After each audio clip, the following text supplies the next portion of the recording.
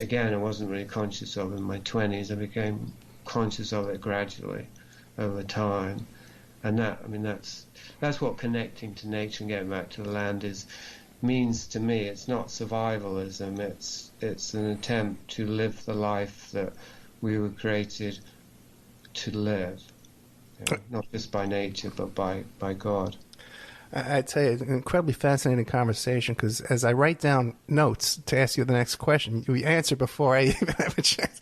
I was going to ask if you were an optimist or a pessimist, and it's if you look down these notes, and it's fascinating how you read my mind over here as I'm speaking. Tell us about your education. You obviously very well read. What was your education like? I think autodidact is the term, because my wife uses it. It means self-educate. Okay. Because I hated school, although I had a very useful experience at school. It was a public school, which means a private school in the US, and it was very controlling. It was all boys in uniforms and all that, and I absolutely hated it. Very conformist, and I was totally anti-conformist.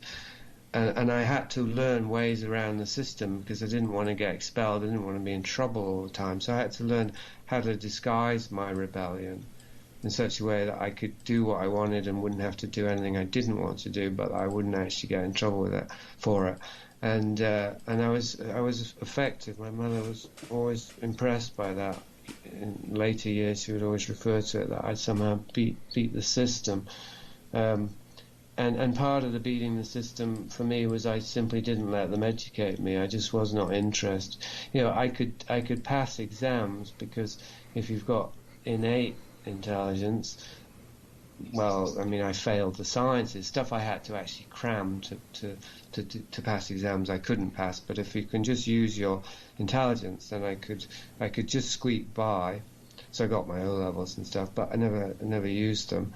And then after that, I left school at 16 after that level, and then I just went to a year to some sort of college in Hull, and then that was it. I was out of there. I mean, see, part of knowing that I was going to inherit a fortune meant I didn't have to worry about getting a job, which meant I didn't have to worry about a career, which meant I didn't have to go to school if I didn't want to after a certain age.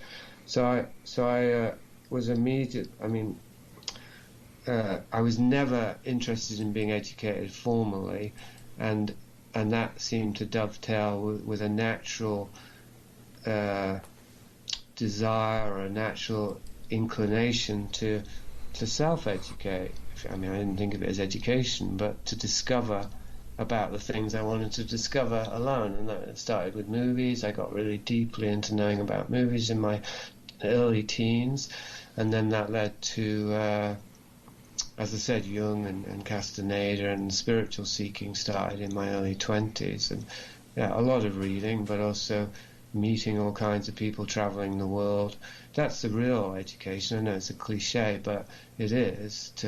Books will get you so far, but the real discovery, well, is internally, but also through interaction with other humans, because that's what we are. So I met an enormous number of very interesting people, seekers and whatnot, although I've been deceived by some of them, but that's been educational too. So.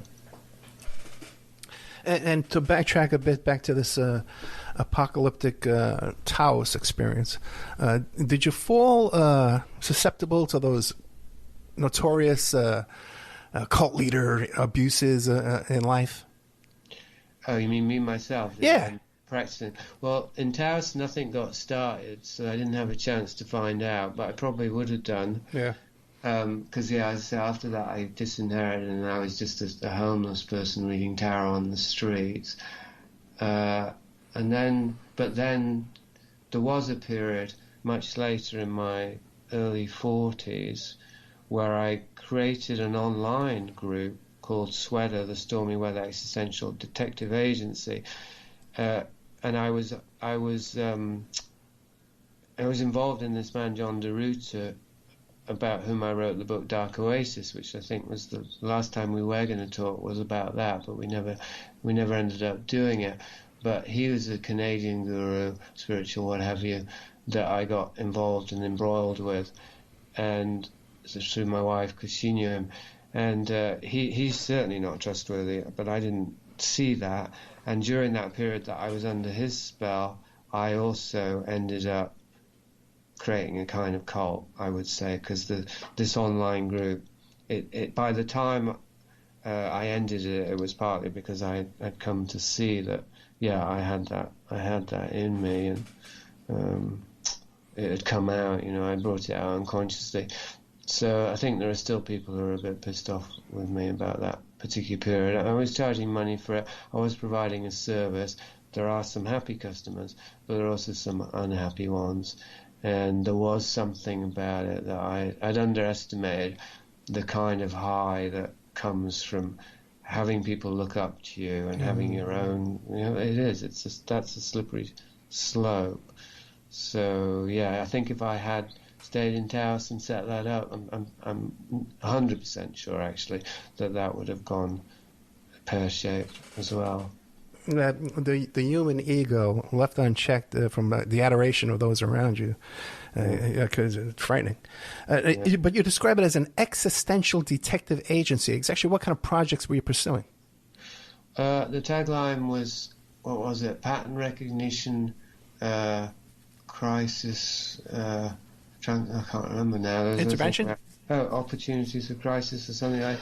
It was to do pattern recognition. It was to do with guiding people to look at their interiority by looking at the outside. So really just closely examining their lives, the everyday mundane details, as if they were in a waking dream, for the symbolic content, to try and gauge what their unconscious was telling them, and then to trace those clues, those trails inward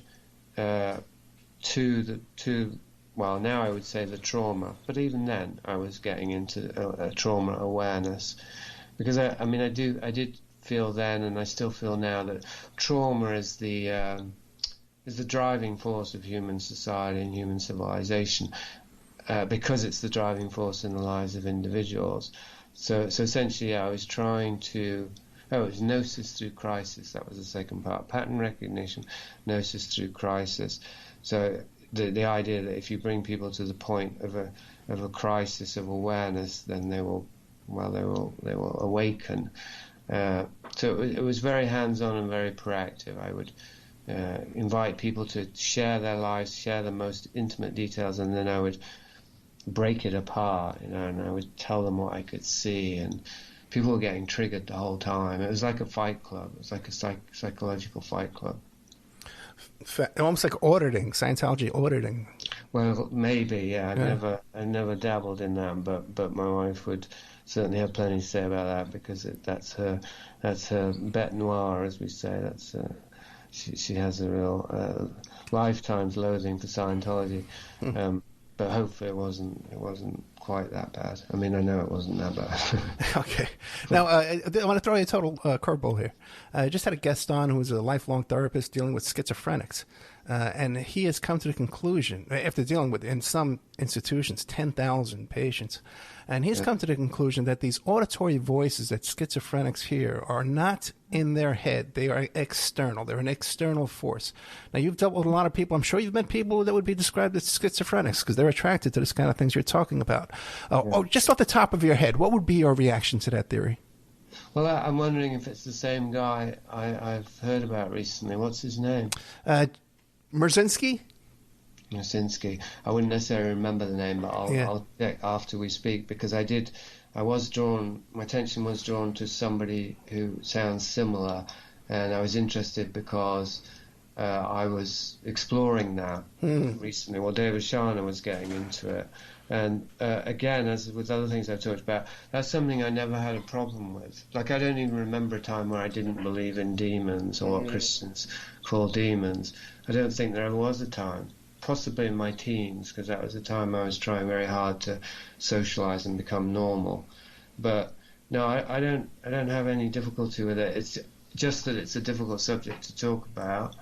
And there are many different. I mean, I've known, my first long-term girlfriend, she heard voices all the time, but she wasn't at all crazy, and she had learned how to identify between them, the good ones, the bad ones, the ugly ones, and so on. I think that psychology, I think that that's the worst aspect of psychology, is the way that it has reduced previously metaphysical understanding to this, not quite materialist, because it's psychological, but it's still a reduction. Yeah, pharmacology. Pharmacology, Well, of course, yeah, that, but I mean, even good psychology, which is more about, more Jungian, what have you, tends to not allow for this necessary question mark. What if those voices, or what if those influences actually come from external, semi-autonomous agencies? Yeah, although Freud did write about, in private letters, what he believed was systemic, organized child sexual abuse in order to create trauma, which is right along the lines of all this stuff. Freud said that. Oh, yeah, you got to look up those letters, and half of the letters are missing. Is even more, once he starts getting to the good stuff, the really good stuff, the letters are missing. Oh, that's amazing. You gave me some real morsels today. Well, thank you very much. Now, you mentioned a couple of times in your brief bio here that I've dug up on you, had alien encounters and also an experience with a UFO in Patmos. Tell us about that. Patmos. Well, the Patmos experience was on mushrooms, so I feel that discredits it. It makes a good story, but I still don't particularly want to tell it, because if you're on mushrooms, you can see anything. The alien encounters, well, I recommend, here's an opportunity organically to plug one of my books, and currently my favorite, the best book I've written, I think, is Prisoner of Infinity, The Psychology of Fragmentation, UFOs and the Psychology of Fragmentation, which uses Whitley Strieber as a case study, but also myself, Whitley Strieber, the author of Communion, because I had these experiences as a child that I didn't understand. They didn't involve beings, as far as I knew, but they did involve waking up in very strange states of consciousness and in states of terror, sleepwalking, and so on. And then when I discovered Whitley Strieber, a sort of light bulb went off in my head, and I thought, aha, this is what was going on then. And then I did start to have experiences of alien something, visitations, presences in my room. Never a classic abduction experience, and I've never actually had my eyes open and been staring at some weird creature, that humanoid creature, as if it was actually happening in the real world. It's always been on that hypnagogic threshold between wake and sleep, but it's also been so intensely realistic that at the time I had to, I chose to believe that it related to actual beings. And actually I would say that now, although in Prisoner of Infinity I do try and reduce it to a psychological model just to see if it can be reduced. And I really conclude that it probably can't, but the attempt to reduce it is absolutely essential, because the way that we have this interface with whatever it is, metaphysical beings, is so coloured and shaped and configured by our psychological trauma and by those patterns that you can't separate them at all. And if you do, you end up drinking the Kool-Aid. You end up actually believing in these UFO and alien narratives as if they were completely objectively real, in the same way that a keyboard and a microphone is objectively real. They're not. It's a different order of reality or experience, I think. It's fascinating, too, that these little grays described by Whitley Strieber look strikingly similar to the Aleister Crowley entity that he was communicating with.